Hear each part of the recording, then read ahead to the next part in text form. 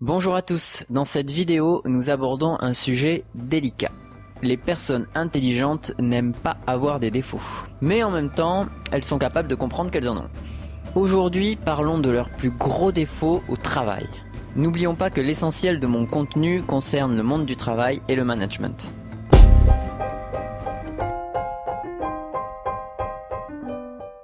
Leur faille est simple et à la hauteur de leur talent, le biais narratif. Dit autrement, la nature a horreur du vide. Et encore plus les cerveaux qui tournent à 100 à l'heure.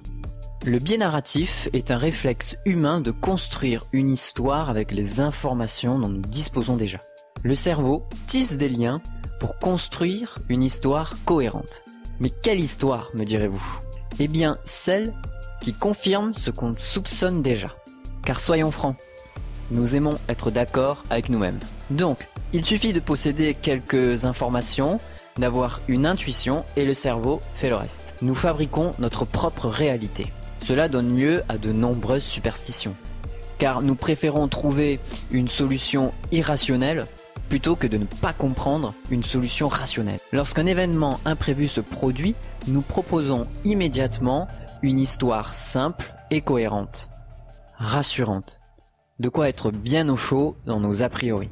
En quoi cela concerne les personnes intelligentes, me direz-vous? Mais c'est évident, elles sont douées et comprennent tout de suite, sans même poser de questions. Un sage dirait que la meilleure façon d'obtenir une réponse, c'est de poser une question. Mais si vous êtes intelligent, vous façonnez la réponse vous-même. C'est si facile. Le mot intelligence, d'ailleurs, peut se comprendre étymologiquement comme interlien, intelligence. La capacité à créer des liens entre plusieurs choses. Que dire de plus? C'est pile poil ce dont nous parlons aujourd'hui. Imaginons que Paul vous raconte qu'il est en train de refaire sa cuisine et qu'il n'a du coup plus de plaque de cuisson. Il fait tout au micro-ondes. Pourtant, il adorerait cuisiner des pommes de terre sautées à la poêle. Votre premier réflexe est de penser qu'il peut acheter un petit réchaud dans n'importe quel supermarché au rayon camping. Mais s'il ne l'a pas fait, c'est sûrement qu'il ne désire pas investir de l'argent là-dedans. Il n'a pas vraiment envie de ses pommes de terre sautées. Qu'il aura bientôt fini sa cuisine. Bref, vous trouvez un vide et vous le comblez tout seul. Plutôt que de poser la question. La vérité dans cette histoire, c'est que Paul n'y a tout simplement pas pensé. Tant pis pour lui, vous auriez posé la question, vous auriez pu l'aider.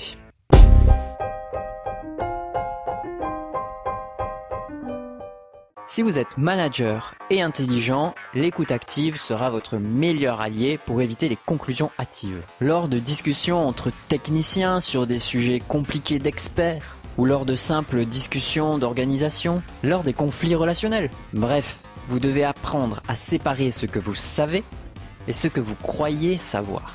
Je n'invente rien. Un philosophe écossais du XVIIIe siècle s'était déjà penché sur la question du croire et du savoir.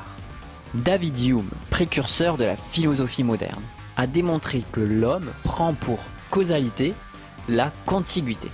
Quand la cause de quelque chose et son effet semblent lointains et séparés, nous supposons des chaînons qui les relient. La véritable cause est donc toujours contiguë à l'effet. Notre cerveau est habitué à ce que la cause surgisse avant l'effet. Jusque-là, c'est logique. Mais ce n'est pas parce que j'ai vu le soleil se lever tous les jours pendant 20 ans qu'il se lèvera demain. Je le suppose, je le crois, par expérience. Mais si je ne le prouve pas par A plus B, en le démontrant par A plus B, grâce par exemple à l'astronomie, eh bien je ne le sais pas. Je le crois, mais je ne le sais pas. David Hume, philosophe écossais du XVIIIe siècle, disait déjà ça à son époque. Et aujourd'hui, la psychologie humaine confirme ces dires. Nous construisons des chaînons manquants entre deux choses contiguës, c'est-à-dire deux choses qui se suivent. Mais contiguïté n'est pas causalité, nous dit David Hume. Hélas, plus vous êtes intelligent, plus vite vous construirez les chaînons manquants. Prudence donc, car si vous êtes une personne intelligente, c'est votre première faille dans le monde du travail.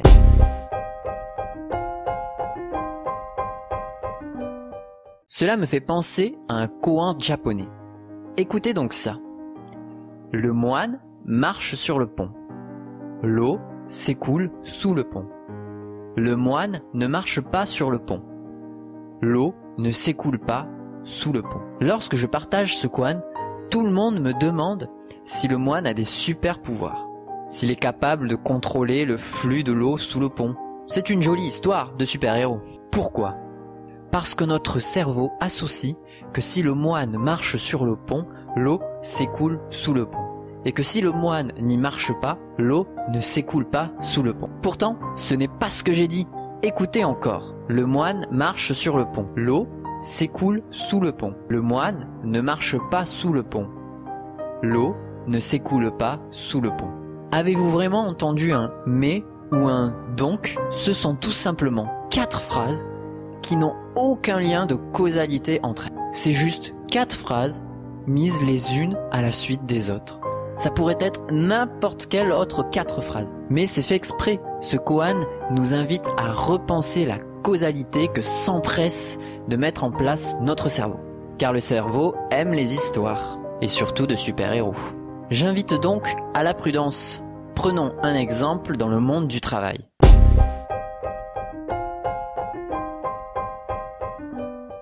Si quelqu'un a eu mal au bras pendant presque 3 mois d'arrêt maladie, il faut savoir qu'au bout de 3 mois d'arrêt maladie en France, la personne voit son salaire divisé par 2 si elle reste en arrêt maladie. À la veille des 3 mois, cette personne revient au travail. Cette personne se fait mal au bras au travail, sans témoin, sans personne qui a pu voir ce qui s'est passé. Bien évidemment, elle est mise en arrêt de travail et repart chez elle. Cela peut durer pendant des mois, mais sa paye ne sera pas impactée, puisqu'on est passé d'un arrêt maladie à un arrêt de travail. Cela peut durer pendant des mois, car la personne est passée d'un arrêt maladie à un accident de travail. Sans diminution de paye, on en déduit vite que cette personne a fait exprès de revenir, a fait semblant de se faire mal au travail pour pouvoir repartir. Oui, mais ça c'est une croyance. Une construction de cause à effet qu'a construit notre cerveau. Un bon manager se doit de rester prudent et de ne s'intéresser qu'aux faits. Pour cela, retrouvez l'épisode 1 du podcast de Savants Conseils.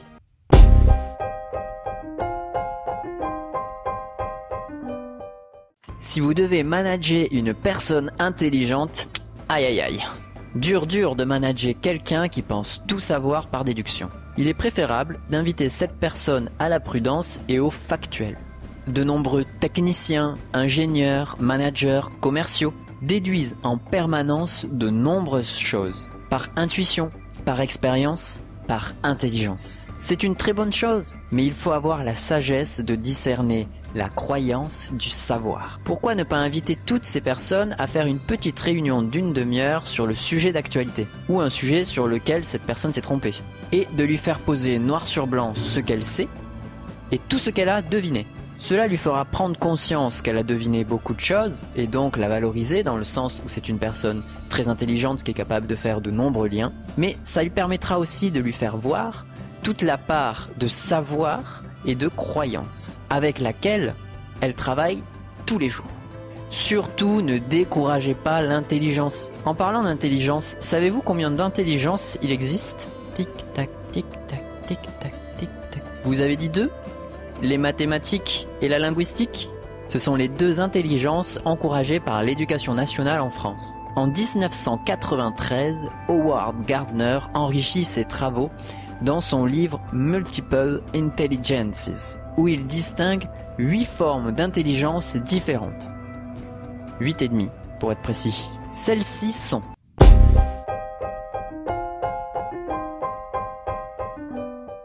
les intelligences linguistiques et mathématiques, celles auxquelles vous avez immédiatement pensé. Il y a aussi l'intelligence musicale et rythmique, ceux qui apprennent vite grâce au rythme, qui ont le rythme dans la peau, qui apprennent mieux en écoutant qu'en écrivant.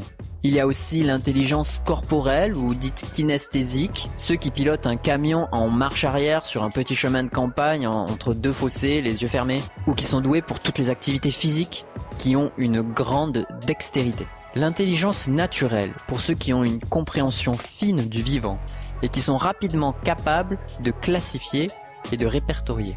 L'intelligence spatiale, pour ceux qui visualisent en 3D mieux que quiconque. Et enfin, 2 intelligences un peu à part. L'intelligence intrapersonnelle, et extra-personnel, qui se distinguent toutes deux du caractère introverti ou extraverti. Ce n'est pas pareil, ça n'a rien à voir. L'intelligence intrapersonnelle est la capacité de s'analyser soi-même. L'intelligence extrapersonnelle est la capacité de tisser des liens rapidement et facilement avec les autres. Les caractères introvertis et extravertis n'entrent pas dans ces définitions, correspondent plus à un comportement, une façon d'agir. Pour en savoir plus, direction le podcast de Savant Conseil, les 8 intelligences, c'est l'épisode 5.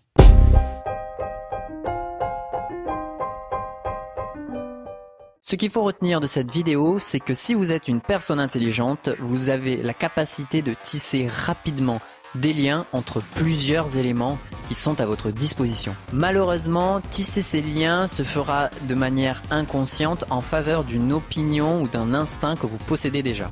Vous pouvez donc totalement vous planter. La meilleure des choses à faire est de faire preuve de sagesse, bien sûr. La meilleure façon d'obtenir une réponse, c'est de poser une question. Cette vidéo m'a demandé beaucoup de préparation, cela prend énormément de temps. Si elle vous a plu, donnez-moi un petit coup de pouce bleu. Je vous en remercie.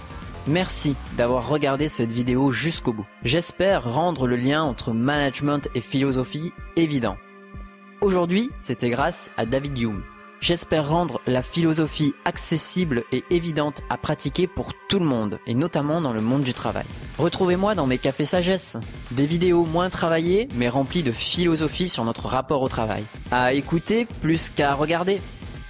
Intelligence musicale. À bientôt!